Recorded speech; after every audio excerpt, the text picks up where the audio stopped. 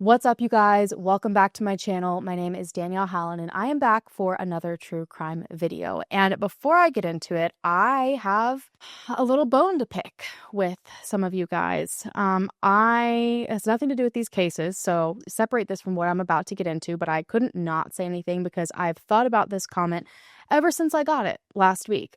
These are the kind of comments that bother me the absolute most. Someone said that my taste in books is tragic, okay? Which, first of all, rude. You could call me a million names under the sun, insult everything about me. I don't care. But you tell me that my taste in books is tragic and I am going to think about it 10 times a day for the rest of my life. So I figured it would be a perfect time to ask you guys if you had any good book suggestions, psychological thrillers.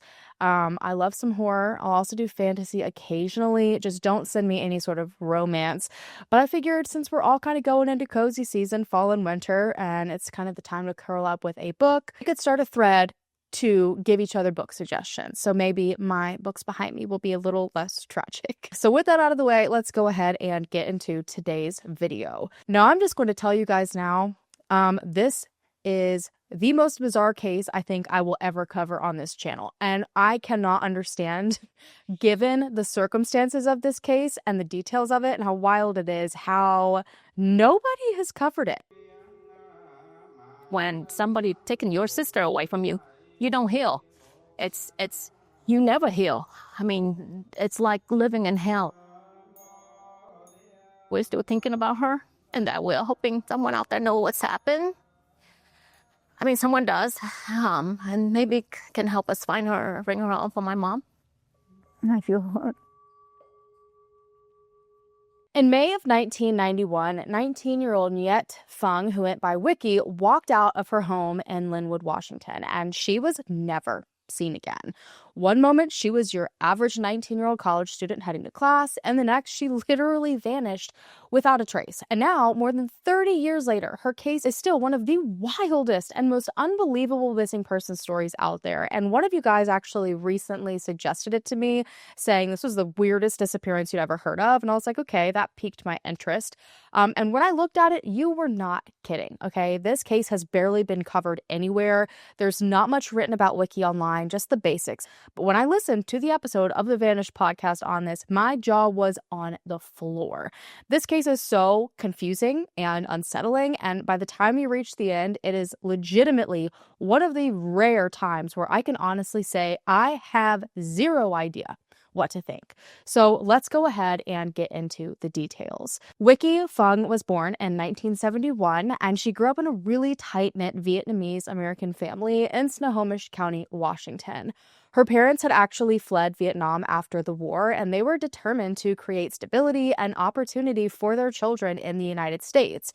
And so they worked really long, hard hours. They built a life from the ground up, and family was always at the center of everything that they did. And so growing up in that environment really shaped Wiki in a lot of different ways. She was bubbly and cheerful. She loved her family more than anything, but she did also carry insecurities. She was 19 years old, so of course. But thankfully, her family loved her through it all and always made sure she knew she was beautiful, she was intelligent, and she had so much going for her. Wiki's remembered by her family as being caring. She was really encouraging, the kind of person that was always lifting other people up. And she was especially close to her sister, Loanne, and she adored Loanne's children. I think Loanne was quite a few years older than her. So when Wiki was just a young teenager, she started to have nieces and nephews enter the picture, and she had always really wanted to be a mom. That was like the number one on her list, was to have a family of her own. And so she kind of took on the secondary mom role for her sister's kids. This reminded her of the life that she hoped to build one day. Now, Wiki went on to graduate from high school, and she ended up enrolling at Shoreline Community College, and she was balancing her studies with a clerical aid job in one of the federal buildings in downtown Seattle. And so this was really exciting for her because as a teenager from an immigrant family, landing a government job at 19, that was a huge deal for her. It offered steady pay and structure, the chance to prove herself. She was doing great in school, and so this was all really exciting. All of this was a part of her bigger plan to carve out her independence, to honor her parents' sacrifices, and to really lay the foundation for the future that she envisioned with a family of her own. And so I'm sure you're gathering, based off of all of this so far, Wiki was an incredibly responsible, dependable person, okay? She was not the kind of teenage kid that her parents had to worry about. She kept a pretty strict schedule, and it was on her own volition. Like, she made sure she got herself up for school early, and she went to school, and she went to her job, and she was home for dinner. You never had to worry about her not coming home at curfew or getting into trouble or any of those things. Communication was also huge for her and her family. Her family and friends always knew where she was at all times. And even if she was going to be late by not even 5 minutes, she made sure that she called someone to let them know. If plans changed, she would tell people. And this consistency really mattered to her and her loved ones, and was why her silence when she vanished on May 9th, 1991, immediately raised alarm bells, which you will see, like, from the moment she didn't show up where she was supposed to be, every single person that knew her noticed. Wiki's disappearance was not followed by simple explanations or clear leads or pretty much an understanding of anything, and I also don't really think it was followed by a solid investigation. Instead, it was followed by the most ridiculous twists I've ever seen in a missing persons case, contradictions, and endless questions that are still unanswered to this day. And so this all brings us to the day that Wiki went missing. Thursday, May 9th, 1991 began like any other school day for Wiki. She left her family's apartment early in the morning around 6:30 and headed toward the Aurora Village bus stop, where her boyfriend, Ken, was waiting to drive her to school. Now, she hopped in Ken's car around 7 a.m., and by 7:20, Ken dropped her off at the school. Her plan was the same routine that herself and her parents had grown used to for quite some time now. She was going to start off her morning at math class at Shoreline Community College, and then she would continue to her clerical aid job at the Federal Building in downtown Seattle. And that shift typically started around 11 or 11:30. But it was at this point that Wiki's day did not follow its typical track. Wiki was dropped off at school, and then she went silent. She never checked in, never called her family, things that she always did on a regular basis. And more importantly, she never showed up downtown for her job. When Wiki wasn't at her shift, her employer immediately became concerned, because not only had she never missed a shift before, but they also knew with how communicative she was, if something was going on, she would have called them. And so it was entirely out of character for her to not show up, not call, not say anything to anyone. But at this point, I don't think that anything immediate was done. I don't think that her job immediately reached out to her family. So it wasn't until hours later, when Wiki failed to show up at home, that really anyone knew something was going on. Now, she would usually arrive home from her day at around 4:30 p.m. She was always excited to get home, have dinner with her family, all the things. And if she was running behind, as I've said so many times already, she would let someone know. But Wiki never showed up at home and never reached out to her family with an explanation. And so as her family sat there waiting for her to walk in the door, waiting for the phone to ring, they were watching the minutes just tick by, and minutes turned to hours. And then finally, at around 6 p.m. that evening, the phone rang. And I'm sure her family jumped up and were so relieved, thinking Wiki was going to be on the other end of the line. But unfortunately, it wasn't Wiki. Instead, it was her boyfriend, Ken. And he too seemed to be worried about Wiki. Now, Ken immediately asked Wiki's family if she made it home, like if she was okay, if they had heard from her. And they told him, we haven't heard from her or seen her either, which they all knew was not like her at all. And so he told them, I dropped her off at school. She called me around, I think it was 10:30, said she was going to call me when she was at work, but she never did, and he hadn't heard from her since. So at this point, everyone really kicked it into high gear. Now, desperate for information, Wiki's family immediately called her job, because at this point, I don't think anyone knew she hadn't shown up. And so they wanted to see, did she make it there? Did she say where she was going? But her employer, unfortunately, had to break the news to her family that she had never shown up for work that day. And so right away, they're like, okay, if she didn't show up for work, did she even go to school? And they knew that Ken had dropped her off at around 7:20 a.m., but they wanted to know if she actually went to class. And so they called Shoreline Community College, and unfortunately, the administrators wouldn't share any information with them because of confidentiality. So at this point, no one had any idea what happened to Wiki after Ken dropped her off at school. They just knew that she'd never showed up for her work and never showed up at home that night. So right away, they decided to reach out to Lynnwood Police Department to report Wiki as missing. Now, at first, officers unfortunately told her family they would have to wait 24 hours to report Wiki as missing, which, as I say every single time, that is not a real thing. If you're ever in a situation where you have a loved one or someone that you care about that is missing, there is no set time period that you have to wait before they can be filed formally as a missing person. And so thankfully, Wiki's family pushed back. They're like, this is not like Wiki. This is not normal. And so reluctantly, police took the report.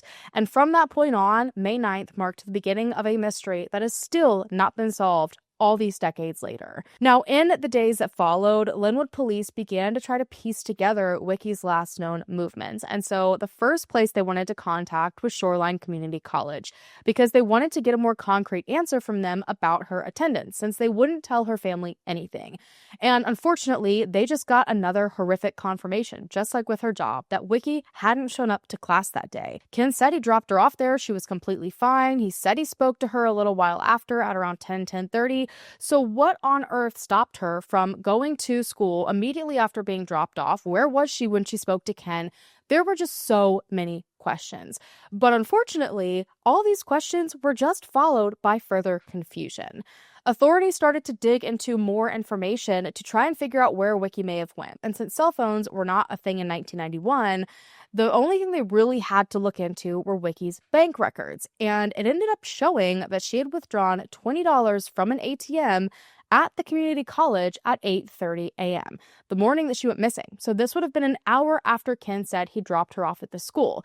So Wiki had, in fact, been at the campus for at least an hour that day. That wasn't it. Several classmates ended up insisting they had seen Wiki in math class that morning. Now, at this point, they had to turn their attention to the last person known for a fact to have seen Wiki, which was her boyfriend, Ken. And he very quickly became central to the investigation.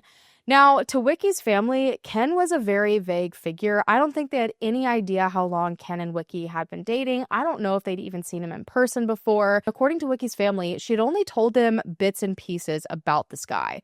She said that Ken was in his early 20s. They went to school together. And when he ended up calling their house the day that she went missing, her family even realized they didn't know this guy's last name. Like, they didn't know a number to call him back at if Wiki still didn't come back home or to ask him any more questions. So something about it just seemed a little bit weird. And as detectives looked into him, they ended up finding out that the truth about Ken was very, very different from what Wiki had been telling her family. Ken was not this 19, 20-year-old that she went to school with. He was 29, 30 years old, and he wasn't single. Ken was a married man with at least one child. And Ken and Wiki had been seeing each other for 2 years. So they met when she was 17 and he was 27 years old.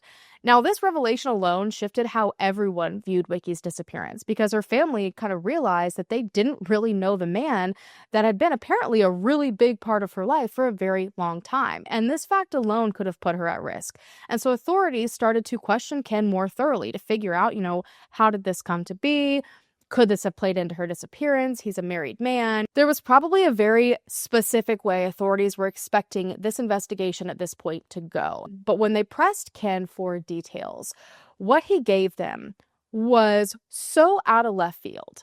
It was not just a statement. It was an entire saga, and it painted a picture of Wiki's life that no one ever could have anticipated. And if what Ken was saying was true, it meant that Wiki had been living through chaos and violence the entire time. And so detectives had to take it seriously, at least at first, because if even one part of what Ken was saying was true, it might explain her disappearance, and not just that, it might lead them directly to who was involved. Now, everything I'm about to say is directly from Ken's statement. It is what he claimed Wiki told him. And it is a lot of information. It's a lot of people, a lot of events. So get prepared. Like, if you need to take a second to get something to drink and to go to the bathroom, you're going to want to do that, because what I'm about to dive into is the most convoluted thing and wild thing you're ever going to hear. So Ken ended up telling authorities in his statement that he and Wiki met in September of 1989. Again, she had just turned 17 years old. He was 27, and they both were working at a local Sears. Now, he was married at this point, and he didn't want coworkers to know that the two of them had kind of started to be a thing, and they were seeing each other. And so they both invented this cover story that Wiki was dating a friend of his named Wes. And so this is what they would tell everyone at their job that questioned why they were spending spending so much time together without raising any suspicion. So they had successfully for 2 years been having this affair, and it doesn't seem anyone ever really noticed. And then he got into the details of the morning that Wiki vanished. Now, he maintained what he had already told Wiki's family, that he picked her up at 7 from the bus stop and dropped her off at school at 7:20.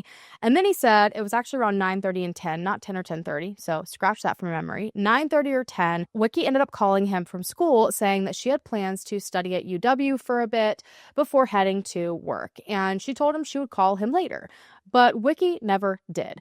And so at around 1 p.m., when Ken still hadn't heard from Wiki, he decided to call into her work, make sure everything was okay. And that is when he ended up learning that Wiki never showed up for work that day. And so he waited a little bit longer to see if maybe she would reach out, maybe something happened, something was going on. But when she didn't, that's when he made the phone call at around 6 p.m. And he said that he called her family 2 times that night to check to see if Wiki came home. And he also called the following morning. And at that point is when he realized Wiki is missing, and he decided he wanted to start digging a little deeper. And he said that he ended up unraveling something that he claimed made him start to question everything. From this point, Ken's statement spiraled into a long, chronological account of people and events. Ken told authorities that from the very start of his relationship with Wiki, like the moment they started seeing each other, it became clear to him that Wiki's life was filled with men that were very jealous and violent. They were a constant throughout the 2 years of his relationship with Wiki. And he claimed that the very first man Wiki told him about was a guy named Rob. Now, this guy apparently lived in the same apartment complex, he worked in the same mall, and according to Wiki, she and Rob had been close friends for quite some time, but Rob ended up wanting to be more. And Wiki ended up turning him down and said she was seeing someone else, and this seemed to enrage Rob.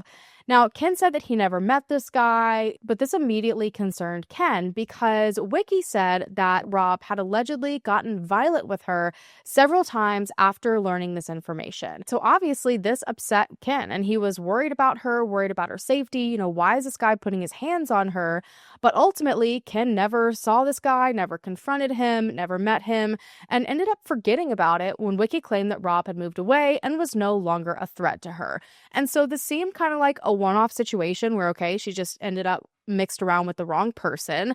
But these situations just kept on happening. And so the next man that Ken brought up was a guy named Lee. And according to what Wiki told Ken, Lee was a friend of her brother's. And in December of 1989 into early January 1990, Wiki and Lee had started to see each other. And Ken explained to authorities that he obviously was married, and so he encouraged Wiki to have other relationships. And so Lee was one of those people. But after just a few weeks of seeing each other, things ended up fizzling out. But despite this, according to Ken, Lee became a pretty steady presence in Wiki's life, someone that she trusted enough to call when she felt unsafe. And so right after describing Lee's role, which thankfully didn't end in any violence, Ken then introduced yet another figure, a guy named Jose. So this also would have been around January of 1990, and according to Ken, Jose was someone that Wiki agreed to meet through her best friend at the time. I guess this best friend was planning on going to a party with her boyfriend, but her boyfriend was bringing his cousin or brother or someone along that didn't have a date, and so Wiki kind of offered herself up. She was going to go on a blind date with this guy. She was doing it as a favor, but what turned out as a favor and a good time allegedly turned very, very dangerous. So Wiki and Jose went to a party with their friends, and when Wiki ended up saying that she was really uncomfortable from the level of drinking that was happening, Jose offered to take her home, and she had no reason to be concerned at this point, but instead, Jose ended up taking Wiki to a nearby park, and while they were there, he attempted to assault her. Now, Wiki told Ken that she barely managed to escape Jose and ran straight to a phone where she ended up calling Lee right away. And without hesitation, Lee drove out to pick her up and make sure that she got home safely. Now, it kind of makes sense that she would call Lee and not Ken because Ken at this point would have been home with his family. And so I think Lee was kind of like that extra person she had that she could call for help when she knew Ken wouldn't be able to. And so after Lee picked Wiki up, she begged him not to tell her brother about what happened happened. She didn't want anyone to know that Hosea tried to assault her, but Lee just didn't feel right about that. He kept encouraging her to report the assault to police, even if she didn't tell her brother, like she needed to tell someone. But ultimately, she said no, and then went to Ken with all of this information about another assault that she had suffered through. And within that same month, yet another shady character ended up appearing in Ken's timeline. So he claimed that by the end of January 1990, Wiki told him about a man named Shane Douglas. Now, according to what Wiki told Ken, Shane was a high school friend of hers from Spokane, where she had originally grown up. They had run cross country together. They had dated for a while. They went to prom together. He was really close friends to her brother. And according to what Wiki told Ken, Shane resurfaced in her life. He moved to the area that her family lived, and he ended up reaching out to her. And in the process of catching up, Shane told Wiki that he had got another girl pregnant back at home, and he was being told he had to marry her. But he very abruptly said he didn't want to marry this girl. He wanted to marry Wiki instead. And so Ken said Wiki had no desire to have any sort of romantic relationship with Shane. That was not something that she was interested in. But Shane just continued pressuring Wiki to rekindle something with him, promising to marry her if she would choose him. And at first, she tried to keep things friendly with Shane, hoping that he would get the point she wasn't interested. But instead, his attention very quickly turned controlling. He seemed to have it made up in his mind that they were dating again. And so he allegedly would follow Wiki between classes. He would show up at her apartment uninvited, and he would make remarks whenever she would spend time with other friends. And Ken claimed that Shane's jealousy extended to any male that really placed themselves around Wiki, including two guys named Mike and Eddie, who I guess were just in her friend circle. I don't know if there was ever a romantic interest there, but the fact that they were present at all seemed to really piss Shane off. And so he confronted both of them and warned them both to stay away from his girlfriend. And again, Wiki and Shane are not dating. So according to Ken, Wiki finally decided that this was just making things worse. Avoiding him kindly and trying to hope he got the picture wasn't working. So she just straight up told Shane she wasn't interested. And surprisingly, Shane said that was all right and he still wanted to remain friends. And so Wiki was like, okay, perfect. Couldn't wish for anything better. He's out of the picture. He won't threaten anyone again. Everything will be fine. But the kindness with Shane did not last very long. Shane reached out to Wiki one day asking to take her to lunch, and she told Ken that she thought this was going to be a situation where they could make amends, see if they could actually work as friends, and so she agreed to go to lunch with him. But unfortunately, Shane did not take Wiki to lunch. Instead, he took it as an opportunity to corner her. The two of them went to a local park, and Shane attempted to assault Wiki. Wiki was obviously shaken and frightened, and she told Ken that just like before, she managed to get to a phone and called Lee once again for help. And again, without hesitation, Lee picked Wiki up and urged her to tell her brother this time, to involve the police. But again, Wiki said no. Now, eventually, after more encouragement from Ken, Wiki apparently did confide in her brother. And Wiki told Ken that her brother confronted Shane in a parking lot, literally beat the crap out of him for what he had done to Wiki. And so at this point, everyone hoped that Shane would finally back off. But unfortunately, that didn't happen. Now, Ken went on to claim that just a week later, Wiki left him a voicemail and she was in tears. And all he could understand in the voicemail was that she said Shane and that she said police. And when he finally was able to talk to her over the phone, she didn't want to tell him anything that way. And so they ended up meeting each other a little bit later. And when the two of them did meet in person, Ken said that what Wiki revealed was something so horrific. She told him that she had been the victim of a violent group assault involving Shane. Now, in Ken's statement, he said that Wiki told him that a man that she didn't know ended up reaching out to her, claiming to know Mike, one of those friends from before that Shane had threatened.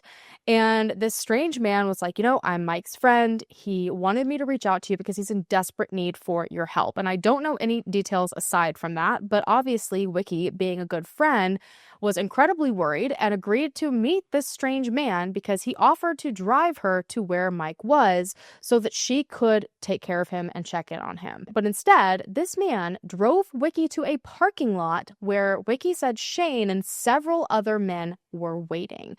Wiki proceeded to tell Ken, and Ken proceeded to tell authorities, that Shane forced her from the car and attacked her in an ordeal that was prolonged and terrifying. Like, I cannot even get into the details that Ken gave police in his statement. They're so horrific. And Ken claimed that Wiki showed him that night, when she was talking to him about this, all of the bruises along her back, saying that she was repeatedly thrown into the ground. She said that some of the men that were there had been taking photos and videos during the assault. And thankfully, at some point during the attack, everyone backed off, and so Wiki was able to get up and run for her life, and she reached out to Lee once again for help.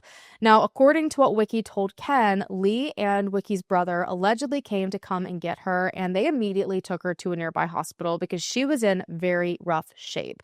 And she was treated for all of her injuries and released that night. Now, again, I'm not going to get into the details of what she claimed was done to her and the permanent damage that it caused, but just know that it is like one of the most traumatic things that I have ever heard before. And so at this point, Ken told authorities that Wiki said she had had enough, that she knew she had to do something. Shane wasn't going to stop on his own, so she would have to try and pursue charges. And so Wiki ended up telling Ken that she reached out to her grandfather for help. Wiki apparently told him that she didn't want to talk to her parents about it. She didn't want to get them involved because she was ashamed and she was hurt and she didn't want them to know what had happened to her. But her grandfather would be a huge help because he had connections. He had connections to a Seattle detective named Joe that was willing to take on the case and lead it. And he also had connections to an attorney named Harold Anderson. And they both agreed to help guide Wiki and keep her safe through the process of legal action. And so Ken is like, thank goodness at this point, she finally is going to act on this. Some of these men that have attacked her will hopefully be put away. And from this point, Ken's written statement to authorities just continued to get more and more detailed. He said that the day after the assault, Wiki decided to go to school as if nothing had happened because she didn't want her parents to know or suspect anything. And when she was there, she noticed that Mike had not shown up to school. And she got even more worried when later that day, Mike's parents called her to ask her if she knew where he was. She silently waited for Mike to show up at school, terrified of what may have happened to him. She was worried that maybe Shane had gotten to him as well. But after a few days, Mike did in fact return to class. However, he completely avoided Wiki. And so this just kind of confirmed to her that something had in fact happened to him too. And so at this point, Ken said that Wiki started to divulge more details about the night of the attack and just how horrific it had been. Wiki had originally said it was just Shane that had assaulted her that night, but she ended up confirming that it was actually several of the other men as well. But it just kept getting worse. Wiki told him that she ended up finding out that Mike had in fact been assaulted too. According to Ken's statement, Wiki told him that Mike said Shane, I know it's a lot, I hope you're following along, lured him into a hotel room under the guise of making peace on the exact same night that Wiki was attacked. And so Mike agreed, went to this hotel room, and when he got there, there were several other men there. Everyone was drinking, seemed to be having a good time, and so he started to be a part. But unfortunately, things took a turn pretty fast. And Mike said that ultimately he ended up being tied up and assaulted as well. And at this point, while he initially was scared and had really withdrawn from Wiki, he wanted to get these guys locked up for it. And so he agreed to work alongside Wiki, the detective Joe, and the attorney Harold Anderson to try to press charges against all of the attackers. And so at this point, the investigation was huge. It involved several victims, several perpetrators, and Ken hoped that the investigation would lead to convictions. Now, in the time after this, Wiki would frequently update Ken on what was happening. She would say that the investigators were working really hard on the case. And according to Wiki, they'd actually ended up finding some of those photos and videotapes that were taken the night of the attack. And they all documented what happened to Wiki and apparently connected Shane to the case. And so aside from Wiki's hospital trip that she took after the attack, this was really the first real evidence that authorities had. And so they were able to use it to bring Shane in and question him. Now, according to what Wiki eventually told Ken, Shane allegedly tried to shift blame from the get-go when he spoke to authorities, telling them that it was other men that were responsible, it wasn't him, he never actually participated in the attack, and that the man who had lured Wiki, claiming something was wrong with Mike, he had actually been the mastermind behind all of it. And this mystery man's name was Ron. Now, Shane ended up telling authorities that Ron was the one to suggest and orchestrate the entire attack. Apparently, Ron overheard Shane talking to someone about Wiki and what had happened between them, and Ron was like, hey, how about we teach this girl a lesson? And so Ron and Shane went around to recruit strangers willing to participate with the scheme at parties all around town for the purpose of maintaining anonymity. And once they had enough people, they went ahead and planned out the attack. But Shane said ultimately, while he did see the attack, he again said he did not actually participate. Shane claimed that he wasn't the one to fear anymore. Ron was. He fully believed that Ron would come back for Wiki. Now, unfortunately, none of this information led to any immediate arrests at this point. Authorities still were trying to collect evidence. They wanted to identify more people that were involved. Obviously, Shane was denying any involvement in the attack. And so at this point in the investigation, according to what Wiki was telling Ken, they were really just trying to identify more people to speak to. And so Wiki and Mike were looking through photographs of potential suspects, including the man that had been identified as Ron. And they both saw this picture of Ron and confirmed he was involved in both of their attacks. And horrifically, Ron had quite a criminal history.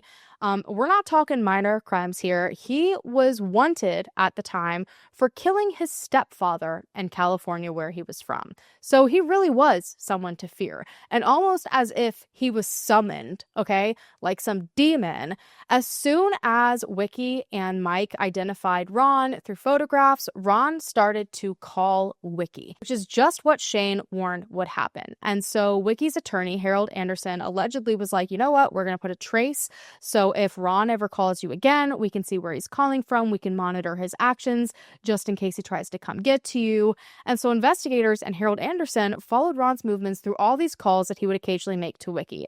So over the following days and weeks, they watched as Ron moved from California to Oregon, then to Washington, seemingly inching closer and closer to Wiki. So at this point, Wiki told Ken that authorities and the attorney said that they needed to do something to protect her. And so Harold Anderson arranged for the police to sit outside of Wiki's apartment to make sure nothing happened to her. And one night, Wiki ended up calling Ken saying that they had caught Ron. He was actually found at a Dairy Queen right beside her apartment. He was in a stolen police car, and he was actually with another man that police had already linked to the assault. And so Ron at this point was arrested for the assault against Wiki, and they also brought the other guy in for questioning. So it seemed to Ken at this point, based on what Wiki was telling him, that things were finally happening. They were finally starting to make arrests. They were finally started to piece together dots. And so they continued to try to drag in the rest of the people involved. Wiki said that Mike had been poring over yearbooks to identify other people that potentially had been there. And Mike allegedly recognized someone out of all of these yearbooks. And when this guy was arrested, he admitted to being involved and also gave up the names of 2 other participants in the group assault. Another suspect allegedly turned himself in a little while after this and also agreed to give up names if his charges were reduced. Ken also said that Wiki told him more videotape surfaced throughout all of this, and some of them allegedly had Wiki's name and address on them. It was like they were making copies of it and keeping it, which is disgusting. And by the end of it all, Wiki told Ken that 10 men were ultimately caught, convicted, and sentenced to 6 months in prison for the attack. So obviously that's pretty huge. These people that had so horrifically attacked her, so horrifically attacked Mike, were now locked up, and while it wasn't for a very long time, at least at this point, Wiki would have some semblance of peace. And so while you would probably hope this nightmare was over, Ken's account just continued to include more unsettling claims because none of it stopped here. He alleged that Wiki told him Lee eventually sought revenge on several of the men involved in the assault after their release. Since none of them were locked up for very long, I guess Lee sat there and just kind of brooded, and he was angry that they weren't punished more than they were. And so he ended up taking matters into his own hands. Wiki claimed that Lee admitted to him that he hired someone to assault several of the men that were involved once they were released. And then Lee admitted that he personally assaulted one of the men himself, and then ultimately Lee ended up taking his life. But that wasn't the only person to end their life over everything that had happened. Ken also claimed that Wiki told him Shane himself ended his life while he was in prison for what he had done to her, more than likely out of guilt. And she also claimed that Shane's mother repeatedly reached out, expressing her own guilt about her son's actions. I mean, this whole thing is like something straight out of someone's nightmares. It's just one thing after another, after another, after another, and it still just didn't stop. Ken's words to authorities about what had happened over the last 2 years just kept on tumbling out. Ken continued on to say that Wiki's grandfather, before I think any of the men were actually even arrested or convicted, ended up passing away. So all of his assistance in all of this, he didn't even get to see the end of it. And this devastated Wiki. And not only that, she ended up spending a lot of time taking care of her grandmother afterwards, who also ended up passing away. And so Harold Anderson, the attorney, kind of started to step up in their place. He began spending more and more time with her, leading up to the trials and all of the convictions. He was taking her to her several doctor's appointments to deal with the trauma from what had happened to her. He was taking her to different legal proceedings. Harold was really the only person left in her corner that knew the entirety of what was going on. And so he kind of positioned himself at this point as both a protector and also an advisor. But unfortunately, he also took things a step further because Wiki came to Ken one day saying that Harold had actually confessed romantic feelings for her. And this left her unsettled given everything else that was happening. But still, there was more. Ken further alleged that during all this turmoil and chaos, Wiki also revealed to him that she had undergone 2 abortions, something that really upset her because she had been so excited to be a mom. But regardless, she claimed that she was pretty much given no choice, that doctors warned her pregnancy could endanger her life due to the injuries from the assault. And so this young woman who had spent her entire life excited to have a family of her own was being told that was never going to happen for her. Over the next few months, which would have been the time directly leading up to Wiki's disappearance, Wiki just continued telling Ken of even more assaults that she experienced at the hands of other men. At one point, she was walking at a park with a new romantic interest when a man jumped from the bushes and attacked her.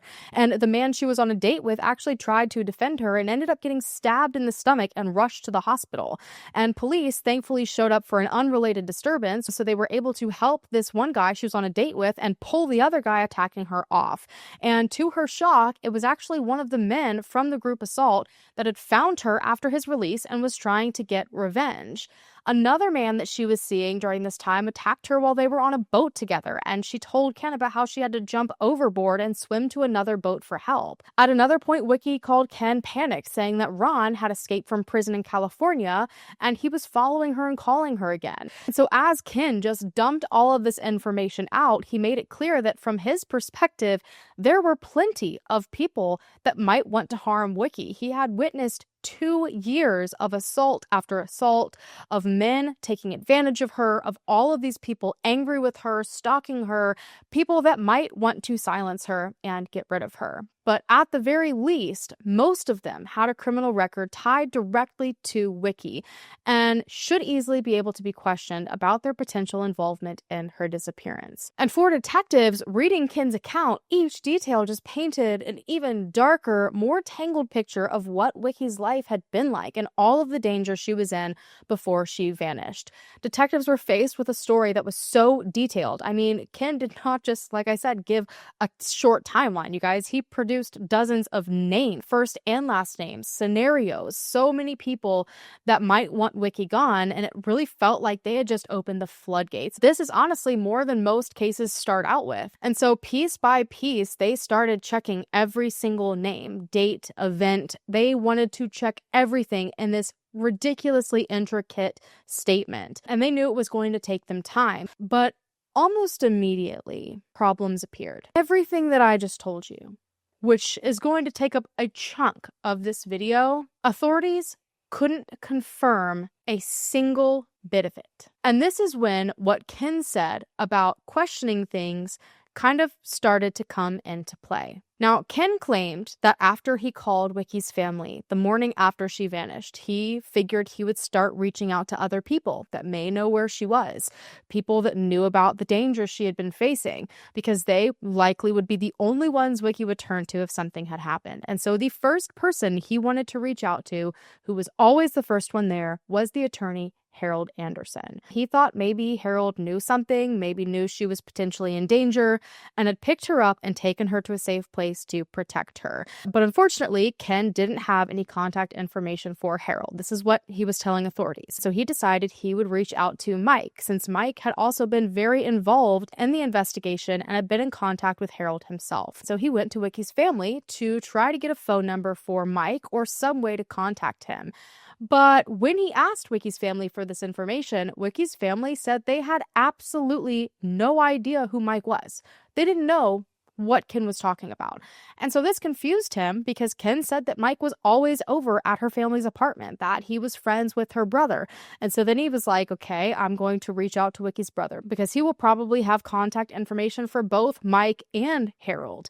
And he's pretty much the only other person in her family that knew about the assaults and legal proceedings and everything that had happened over the last 2 years. But just like the rest of Wiki's family, Wiki's brother also had no clue what Ken was talking about. No clue who Mike was. Not only did Wiki's brother say he had no idea who Mike was, but he also said he had no clue who Shane was, despite Wiki saying Shane was his best friend in high school. This was someone that she had dated. This was someone she went to prom with, ran cross country with. Wiki's brother also said he didn't know Ali, another person that Wiki told Ken was a good friend of her brother's. And he also had never heard of Harold Anderson, the attorney.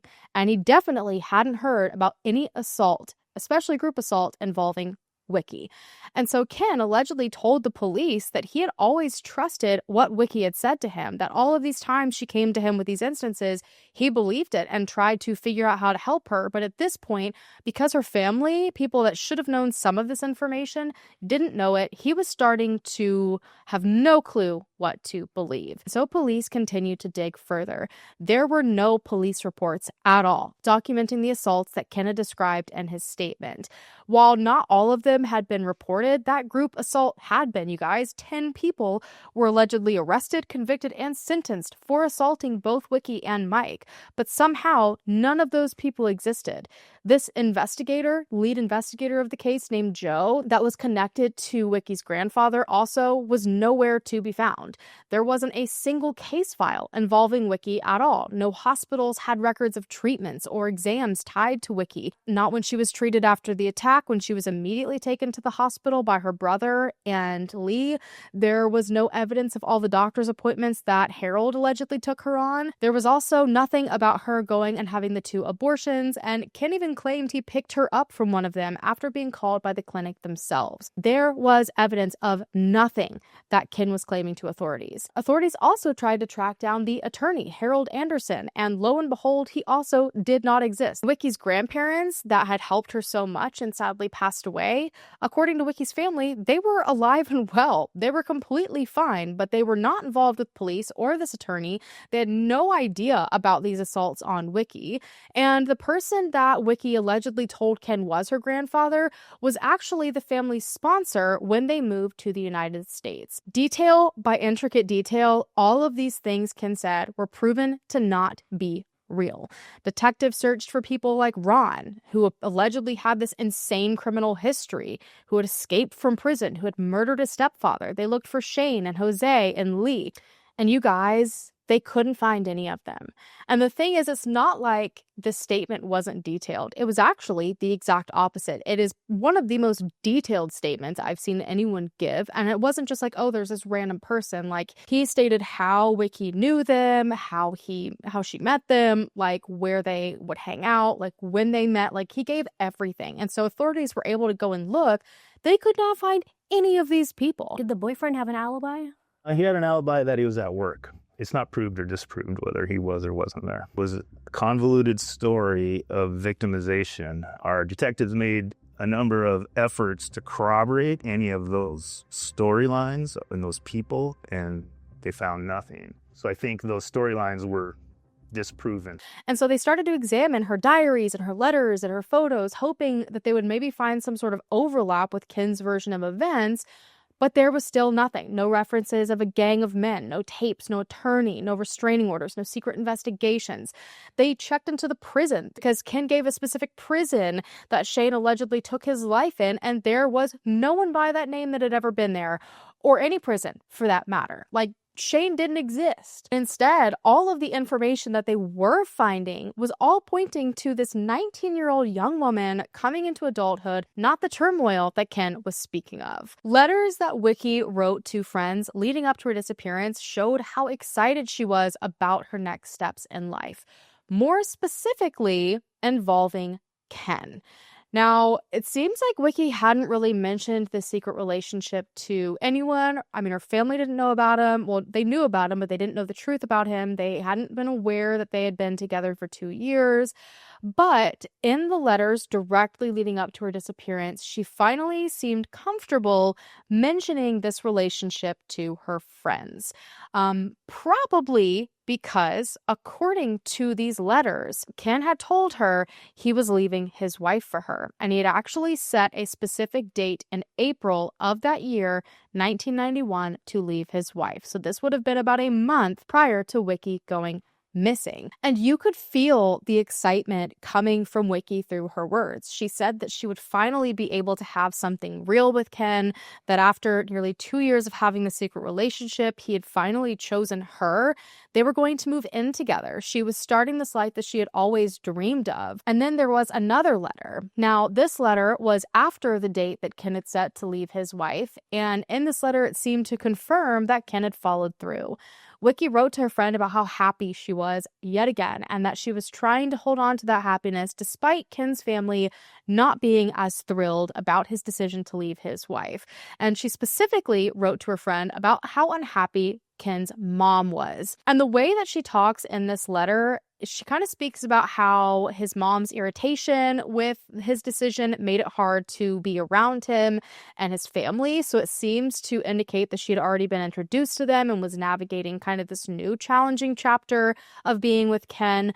But she seemed so determined to have a happy life with him. She spoke in this letter about their future children, about how her job would help them get a place of their own and start their life. And so the picture that emerged from Wiki's own belongings and words was a stark contrast to all of the things that Ken was saying. She didn't talk in there about how she had been seeing all these other men. She didn't talk in there about wanting to be with anyone else. She legitimately was so hyper-focused on Ken and being with him and hopes of a future family. None of it suggested this double life that was filled with violence. So by the time detectives finished their review, Ken's account had really unraveled. None of it could be corroborated. Like, authorities pretty much fully tossed it out the window. And so they started to question Ken further. And he ended up admitting, that he had no intentions at all of leaving his wife. He said that Wiki had been kind of pressing him for a while to do so, but he said his daughter was too young. It wasn't the right time. He was basically saying all he could to hold her off and get her to stay with him while not pressuring him to leave his wife. And despite what the letters said, that he had planned this very specific day to leave her, he told authorities he had never left his wife, and they were able to confirm that. So they're like, you know what? Something about this is just really, really weird. And so they asked him to take a polygraph, and he ultimately failed. And at this point, he got an attorney and stopped talking to authorities. And so this left investigators with two unsettling possibilities. Either Ken had fabricated everything, a lie so elaborate that it distracted from the real investigation, or Wiki herself, for whatever reason, had spun these tales, sharing them with only him, and never in any other facet of her life, expressed any of these things. Neither of those options brought them any closer to answers about what happened on May 9th, but it changed how they understood the entire case, because what began as a promising lead, what took up all of their time, what literally just swallowed the beginning of the investigation, turned into nothing, hot air, with no clear exit. And both of these options they were left with, that either Wiki or Ken made up this ridiculous story, seemed so unbelievable. Now, for Wiki's family, hearing Ken's story was surreal. Loanne, Wiki's sister, went through all of Wiki's diaries and letters and photographs herself. She was desperate to see, again, just like authorities were, if even a fragment of Ken's narrative matched something that was real, but still nothing did. There were no notes about a man named Ron stalking her, no mention of Jose or Shane or Lee, videotapes. The family had never heard of the abortions, restraining orders, attorneys. No one could make sense of what was being said. And so as the official investigation struggled to really find any solid ground to understand why Ken said what he said and where all of that information came from, reported sightings of Wiki began to surface, which kind of took the investigation a completely different direction. Each one of these sightings brought a new wave of hope for her family, but unfortunately, all of them continued to fade into confusion because none of them could be verified with certainty, which seems to be just the resounding theme in this case. So apparently just days after Wiki vanished, a woman ended up coming forward to authorities saying that she recognized Wiki from the bus that they rode regularly together. Because if you remember, she took a bus every single morning to get to school, to get to work, to get back home, other than the times that Ken would pick her up. Now, this woman claimed that on the morning of May 9th, when Wiki disappeared, between 8:30 and 9 a.m., she saw Wiki at the Aurora Village Transit Center, which is the main bus station that she would walk to from her home. Now, according to this witness, Wiki got off of another bus at the bus stop, and she looked rushed or frazzled, like she was running toward the bus that this woman was on with her arms kind of waving in the air because she was running behind. The bus was about to leave. She was clearly trying to catch it, and so thankfully the bus stopped and Wiki got on. But what followed is what was the most unsettling. Now, the witness said that a man, just after Wiki got on, started pounding on the bus doors. And so he was let on too, and he proceeded to sit right beside Wiki. And this man had not gotten off of the previous bus with Wiki. He hadn't been walking behind her. He just kind of showed up out of nowhere. And so there was nothing initially to suggest that the two of them knew each other. But right away, the two began quietly arguing, like enough to get people's attention on the bus. And this particular witness recalled hearing Wiki tell this guy something along the lines of, "I told you, I want nothing to do with you," which obviously just got this witness's attention further. And so the man and Wiki continued to quietly go back and forth, and ultimately he pulled the cord to get off at the Shoreline Park and Ride, which is where she attended school. And when the bus stopped, this man tried to get Wiki to leave with him, and she continued refusing, saying she had an appointment, she wasn't going to be going with him. But the man allegedly responded by threatening her, saying something that sounded like, "You know what I can do to you, you know what's best for you." And at this point, he grabbed her by the arm and dragged her off of the bus.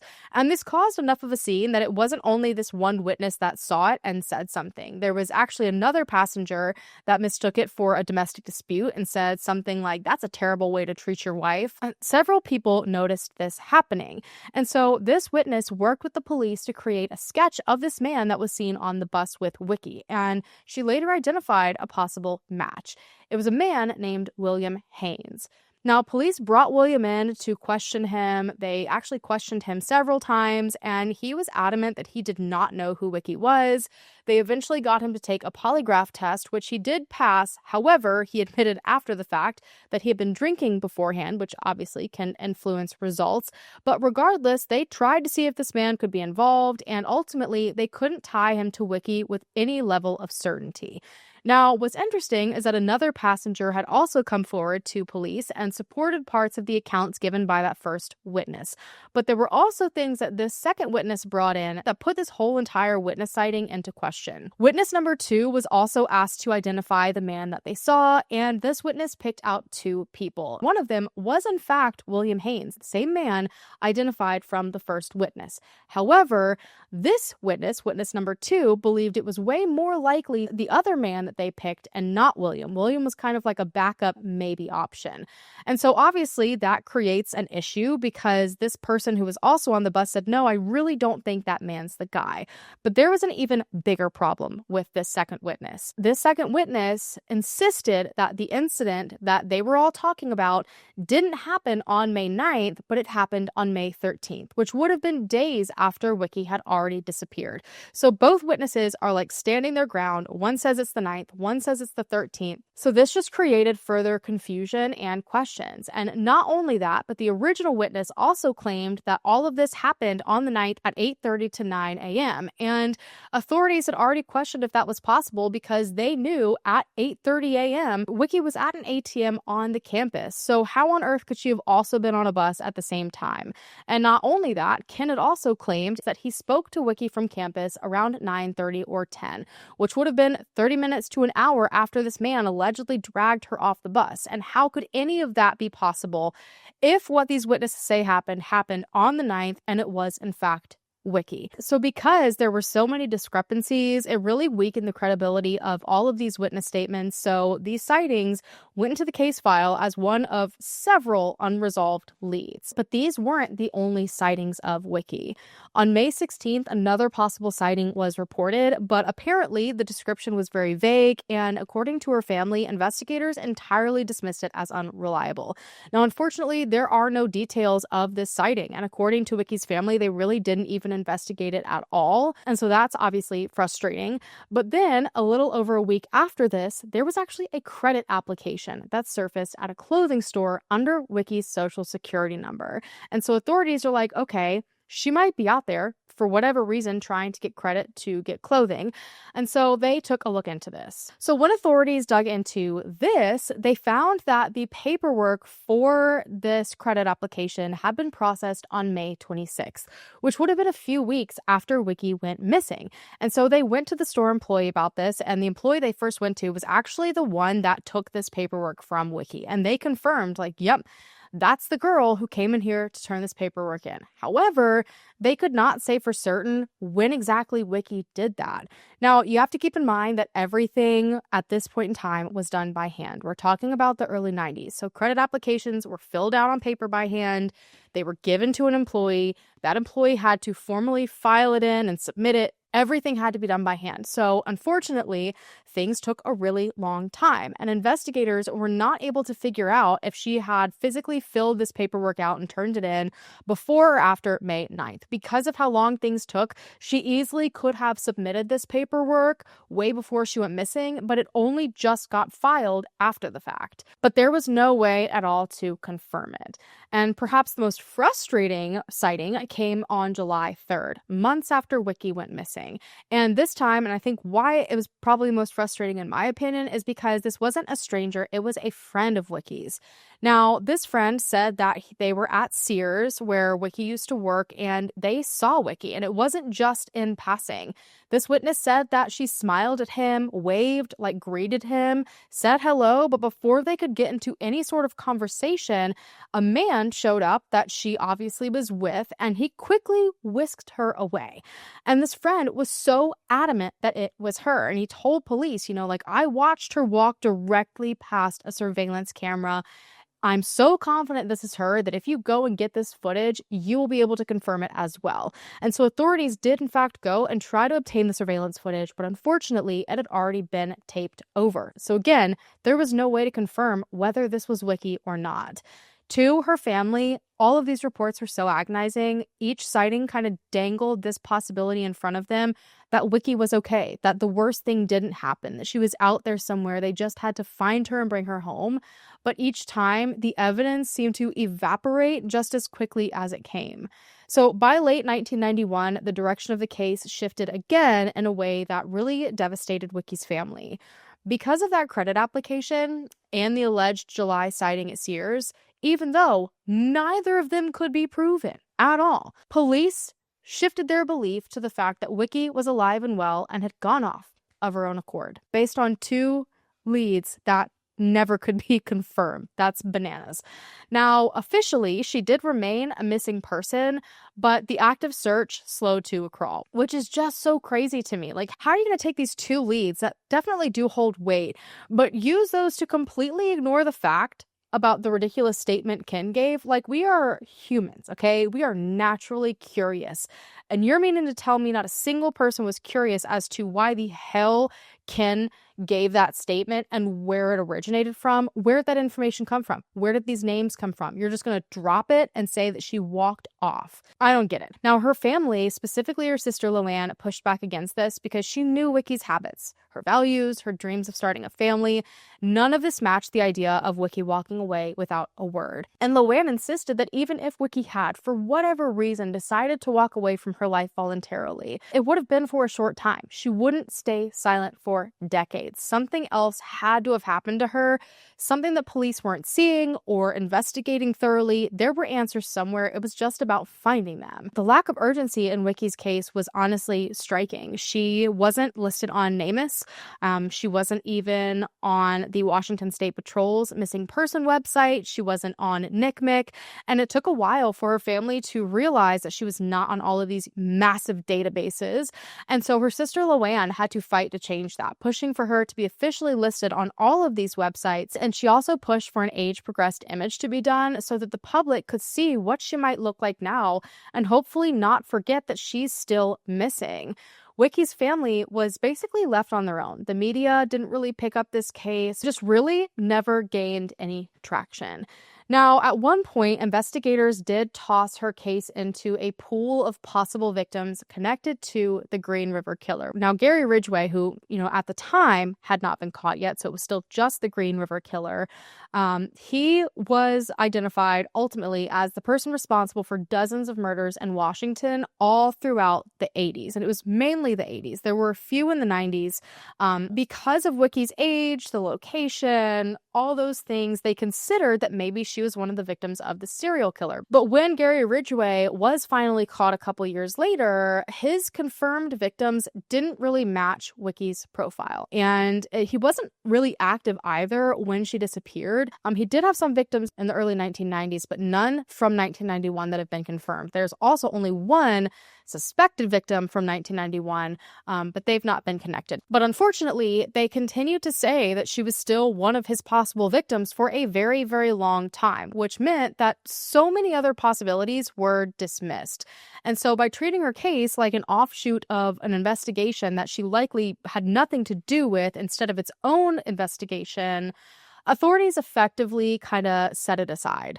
Now, her family refused to accept it. Luann continued to work tirelessly to get her sister officially recognized and to remind investigators that her sister was more than a name in an old file. And for years, little changed. Each false lead, each unverified sighting, it just kind of made it easier for her case to grow quieter and quieter. And something that also kind of played against them at the beginning were cultural expectations. And her sister has spoken very openly about this on the Vanished podcast, because being from a Vietnamese community, the Asian culture, you don't speak publicly about your personal struggles. Like her sister said, they don't believe in therapy. Like they don't talk to strangers about their problems or even people they know, like even their family. They said it was a very no-no thing to do. And so her parents in particular were incredibly wary of attention when Wiki went missing. They were hesitant to talk to anyone about it.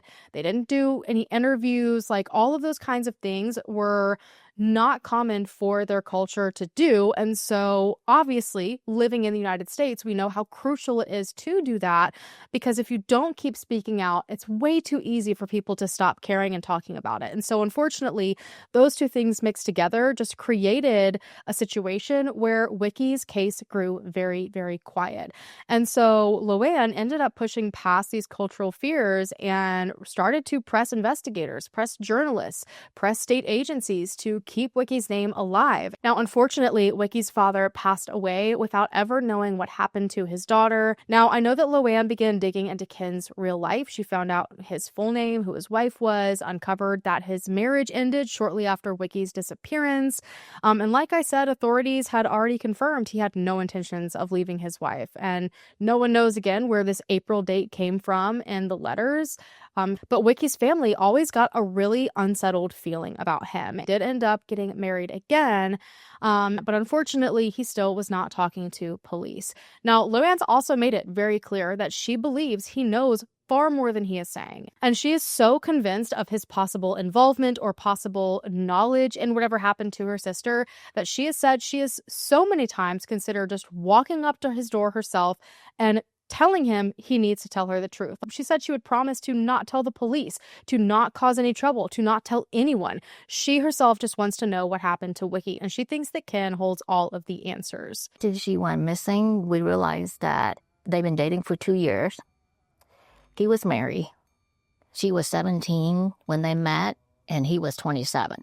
She wanted him to leave his wife, and he kept promising her he would. Do you have any plans, as best you know, to re-interview the boyfriend? Not currently. No, the case is not being actively investigated. It's not closed. It's still an open case for us. As time has passed, the case again has become less about chasing fresh leads and more about grappling with the contradictions that they're already faced with and are already on the table. And so theories began to form, and each one of them kind of pointing in a different direction, but none of them, again, providing any closure to her family. Now, it seems her family and several others believe Ken is directly involved.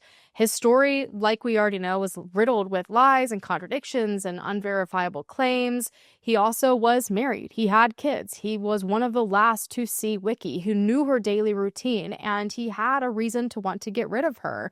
Wiki seemed to be fully under the impression, based on her own letters, that Ken was and had ultimately left his wife for her. She even mentioned being around his mom, and when authorities confirmed that he had not left his wife, they were still very much together, and when Ken himself said that he had no intentions of leaving her, it became obvious that he and Wiki were not on the same page. But it was impossible to know if she was just saying in these letters what she hoped would happen, or if Ken was lying and telling her what she wanted to hear. But if it was the latter, it's been speculated that maybe he realized he couldn't keep up the charade for much longer, that Wiki would eventually grow tired of waiting for him to leave his wife. And that right there is a motive that you unfortunately see time and time again in true crime. And maybe this elaborate story that was given was a way to slow down the investigation and take focus off of what really happened and focus off of him. Now, I have to make it very clear that Ken has never been charged or convicted of any crime. He's not even really been labeled as a person of interest or a suspect, but this speculation is out there and strongly believed by Wiki's family. Now, others, however, have wondered if Wiki herself created all of these stories that Ken repeated. But if she did, why? Was it a way to explain away some of her insecurities, maybe to test his loyalty, to give him a reason to want to protect her more and stick around? And did she end up getting caught in all these stories and realize that she had to run from them because she was in too deep? Honestly, there is absolutely no telling. But regardless of where these stories came from, it really muddied the facts of Wiki's disappearance. It created such a huge distraction in the beginning. And if someone had wanted to harm her, they had no clue who it was, and so much time was lost. And that's so frustrating because if someone is potentially involved in Wiki's disappearance and she didn't go off on her own, the way that they were able to sit back and just watch chaos unfold, knowing it was just pushing authorities further and further from the truth, makes me so sick to my stomach. Now, this leads us to those who have really pointed to the sightings and believe that Wiki could likely be out there alive and well, or at least she was in the weeks after her disappearance. The fact that one of her friends claimed that they saw her alive and well in July, which is months after she disappeared. I mean, were all of these just cases of mistaken identity, wishful thinking? When it came to the bus that morning, was it outright errors in timing and memory, or is there really something to it? People have speculated that maybe Wiki finally realized that Ken never left his wife, and the dreams that she had for her future all came crashing down around her, so she decided to walk away. But her family has adamantly said that they don't believe this is something that she would do. Family was the center of her world. It was everything. She wouldn't leave them behind, especially for decades, without saying a word. There have obviously also been some broader theories out there because this case has gone unsolved for so long. People have looked into every possibility, like could she have been a victim of trafficking? Was she pulled into something against her will? Could she have been harmed by someone not even on investigators' radar? Someone maybe watching her at school. Did she get on the bus and meet someone strange going from school to work? I mean, there's so many different possibilities here, and all of it could have gotten thrown so far off track because of that original statement from Ken. The uncertainty in this case is honestly just crushing because every single path has led to more questions than answers. Wiki's case is probably one of the most haunting I think I've ever covered on my channel because there is no clean conclusion. I mean, there's literally nothing at all. Like everything you think you have on this case turned out to not be real. So whether it ultimately was deception or foul play or a voluntary disappearance, every single possibility comes with holes that so far no investigator has ever been able to fill. And now, 3 decades later, her family still doesn't know what or who to believe. And they still don't know where Wiki is. Luann has said that she believes her sister's disappearance could still be solved if the right pressure was applied, if the right people look into it, if the right right person comes forward. She believes that someone out there knows something and that silence is the only thing keeping Wiki's case unsolved. I am so interested to hear what you guys think down below. This was a wild ride, and I know it from start to finish. The feeling that I had after sitting and listening to the entirety of Ken's statement, only to at the very end hear that none of it was true. I don't think I've ever had that feeling looking into one of these cases before. And it's even more frustrating because I was hoping afterwards that like maybe they at least found something, like, okay, you dismissed that, none of that's true, but is there anything? Like, did you find anything of substance aside from that? But unfortunately, it seems like they found nothing. And I cannot imagine the way Wiki's family feels all these years later, knowing that and having to live with that much uncertainty. They can't even be confident that she actually was at school that day because the school said, nope, she wasn't there, but other things said that she was. Like, from the moment she walked out of her house and allegedly got into Ken's car, there is nothing that can be proven. And authorities have even said to this day, they've still not proven whether or not Ken was actually at work that day. Like, that was his alibi. He dropped her off and went to work, but they never, for whatever reason, were able to prove if he actually showed up. How and why? I can't begin to answer those questions, but it's just crazy to me how little this family has. And just because a case has gone 10, 20, 30 years doesn't make it any less important to find answers. Someone still has to keep fighting for these families. Just because it's not new, just because it's not all over the news or sensationalized or all these things, doesn't mean that this family is not feeling the exact same pain, if not more, than the moment they found out that she went missing. So let me know what you guys think down below, and honestly suggest this to every true crime creator across the board that you know, because this is such a wild case, and I genuinely do believe that if the right people were finally pushed into acting, or the right people that have remained hidden in the shadows this entire time see enough people talking about it, it might finally bring her family answers, and that's what they deserve. On that note, I'm going to go ahead and go, you guys. I want to thank you so much for taking the time out of your day to listen to Wiki's story. If you haven't already, go ahead and hit the subscribe button down below to become a part of the Hallan fam so that we can hopefully bring them home together or bring them justice together. And I will see you guys in my next video. Bye. We do not want people to forget about her. She still have a family that love her very much, that wants her home. Every time we do this, it's like she's alive again to us. I don't give up hope. And I'll keep going even after my mother's gone. And after I'm gone, my daughter will keep going.